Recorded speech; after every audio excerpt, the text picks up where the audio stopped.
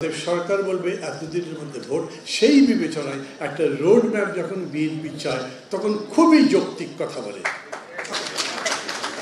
আমি না মাঝে মাঝে বুঝি না আপনারা কি বুঝে হাততালি দেন। আমি এই আলোচনা করতে হবে মনে করিনি, কারণ আমার সিনিয়রদের নাম বলা হয়ে গেছিল, ভাবলাম বেঁচে গেছি, কারণ আমি এটা জন্য প্রিপেয়ার্ড নেই।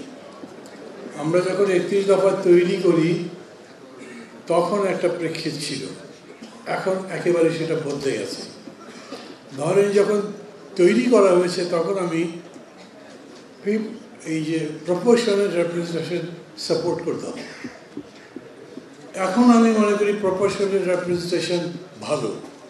বিএনপির জন্য হয়তো কমফোর্টেবল নয়, কিন্তু আমার জন্য খুব কমফোর্টেবল। আমি এমনিতে দাঁড়ালে আমার পার্টি 300 ক্যান্ডিডেট দিলেও একটাতেও পাশ করতে পারি কি না কে জানি, কিন্তু যদি কোনোভাবে 1% 2% ভোট পাই তার মানে 3টা বা 6টা সিট পাবো। আপনাদের ওতে ভালো লাগবে না, তবু আমি এটা সমর্থন করছি না। তার কারণ আমি দেখছি যাদের বিরুদ্ধে 15 বছর ধরে লড়াই করলাম, যদি এই প্রপোর্শনাল রিপ্রেজেন্টেশন থাকে তাহলে তারা এই নির্বাচনে যদি দাঁড়াতে পারে। আমি না মাঝে মাঝে বুঝি না আপনারা কি বুঝে হাততালি দেন। আপনারাই বলছেন, আপনারাই মানে বিএনপি বলছেন কোনো পার্টি ব্যান করতে চাই না, ওই পার্টি থাকবে। আমি যখন বললাম তারা যদি থাকে নির্বাচন করতে পারে, এরকম তো হতে পারে যে প্রপোর্শনেট ভোটে দে উইল কাম সেকেন্ড।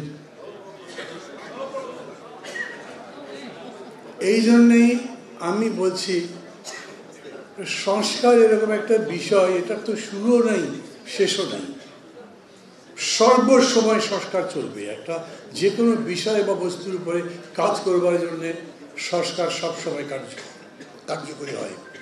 মাঝে মাঝে যখন দেখি যে কেউ কেউ বলে সংস্কার শেষ করে তারপরে ভোট, তখন আমার মনে হয় জিজ্ঞেস করি, ভাই শেষটা কোথায় করবেন?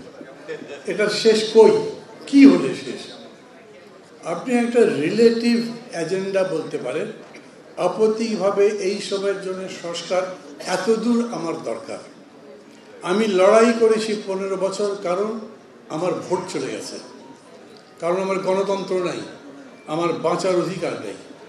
আমি যদি ওই দেশ ফিরে পেতে চাই, যেরকম এই রক্তের মধ্যে দিয়ে স্লোগান উঠলো নতুন বাংলাদেশ চাই, নতুন বাংলাদেশ যদি চান তাহলে দেশে গণতন্ত্র লাগবে, সেজন্যে ভোট লাগবে, এমন একটা ভোট যেটা সবাই গ্রহণ করতে পারে। সেই রকম একটা ভোট করবার জন্য ন্যূনতম একটা গণতান্ত্রিক পরিবেশ লাগবে। আমরা যেমন বলি লেভেল প্লেইং ফিল্ড, সেই ফিল্ড তৈরি করবার জন্য পুলিশ ঠিক করতে হবে, সিভিল বিউরোক্রেসি ঠিক করতে হবে, ইলেকশন কমিশন ঠিক করতে হবে। আমি বলি এটা মিনিমাম। আপনি NHS যদি নাও করেন, হেলথ পলিসি না দেন, এডুকেশন পলিসি না দেন, ডেভেলপমেন্ট প্রোগ্রাম না বলেন, তাতে কিন্তু আপাতত কিছু যাচ্ছে আসছে না। আপনার ভোট দরকার, এইটা হলো ইমিডিয়েট প্রেফারেন্স। আপনি অন্তর্বর্তী সরকারকে বলবেন তুমি এইটা করো, সবার আগে তোমার এটা কাজ। এই জন্যই বিএনপি যখন বলে যে নির্বাচনের রোড ম্যাপ চাই, অনেকে বোঝে আবার বোঝে না, সমর্থন করে আবার করেন। যে প্রথম ভোট কি বলে, এই সরকার যেতে না যেতেই বলেছে 3 মাসের মধ্যে ভোট দেন। ভাবছে এত লাফালাফি করছে কেন ক্ষমতায় যাওয়ার জন্যে? 3 মাসের জায়গায় 6 মাস বলেছে, তখনও বলেছে, তবু তো ছাড়ে না। তারপরে গিয়ে বলেছে যৌক্তিক।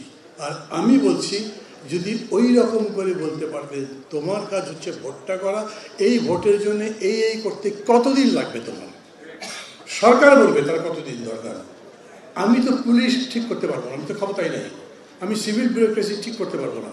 আমি একটা ইলেকশন অনুষ্ঠানের জন্য আমার উপরে দায়িত্ব নেই, সে দায়িত্ব সরকারের উপরে। অতএব সরকার বলবে এতদিনের মধ্যে ভোট, সেই বিবেচনায় একটা রোড ম্যাপ যখন বিএনপি চায় তখন খুবই যৌক্তিক কথা বলে।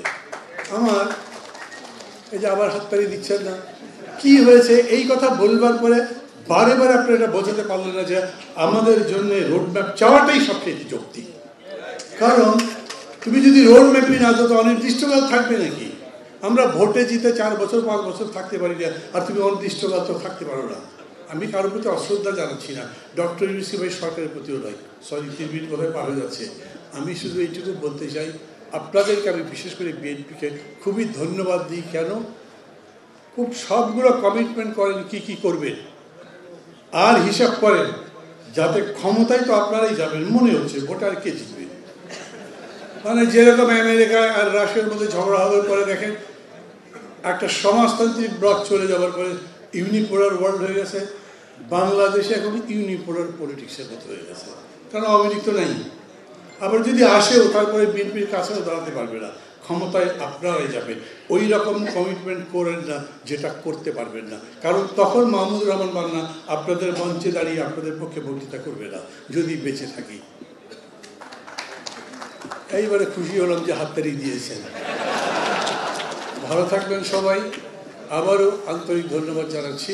আমি মনে করি বাংলাদেশের ভবিষ্যৎ এখন বিএনপির বিচক্ষণতা, আন্তরিকতা, সঠিকতার উপরে নির্ভর করে।